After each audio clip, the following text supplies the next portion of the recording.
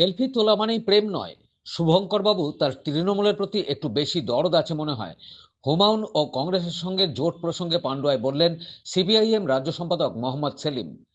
বৃহস্পতিবার পান্ডুয়ায় দলীয় কর্মী সভায় আসেন মোহাম্মদ সেলিম। সেখানে তিনি জনতা উন্নয়ন পার্টির চেয়ারম্যান হুমায়ুন কবিরের সঙ্গে বৈঠকে প্রসঙ্গে বলেন, সেলফি তোলা মানেই প্রেম নয়। কারো মুখে ঝাল না খেয়ে চেখে দেখেন তিনি।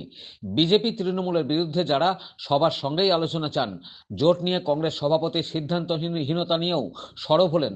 কথা বলা মানে সব নয়। অনেক সময় বিয়েবাড়িতে কারোর সঙ্গে দেখা হয়, কেউ কেউ সেলফি তুলে নেন।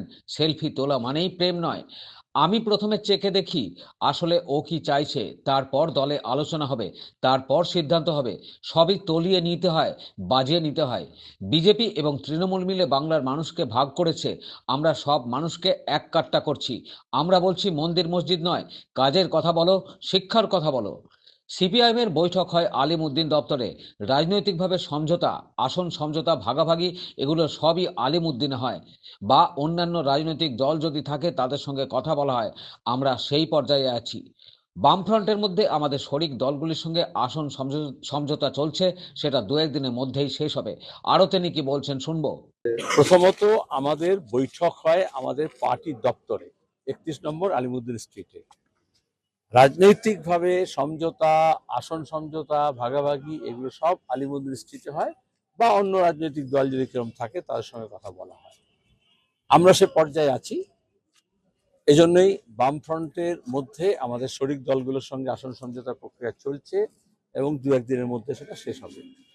আমরা আগে থেকেই বলে দিয়েছি, আগে বামফ্রন্ট, তারপরে অনেক বামপন্থী দল আছে, ব্যক্তি আছে, গোষ্ঠী আছে যারা বামফ্রন্টের মধ্যে নেই, কিন্তু এখন বিজেপি এবং তৃণমূলকে হারানোর জন্য তারা এক কাট্টা হচ্ছে, তাদের সঙ্গে কথাবার্তা চলছে। আমাদের রাজ্যের এবং দেশের এবং গোটা বিশ্বের মিডিয়াগুলো কর্পোরেটের হাতে চলে যাওয়াতে মিডিয়ার ক্রেডিবিলিটি নষ্ট হয়ে গেছে। এই জন্য মিডিয়া এখন সোশ্যাল মিডিয়া ধরেই চলছে।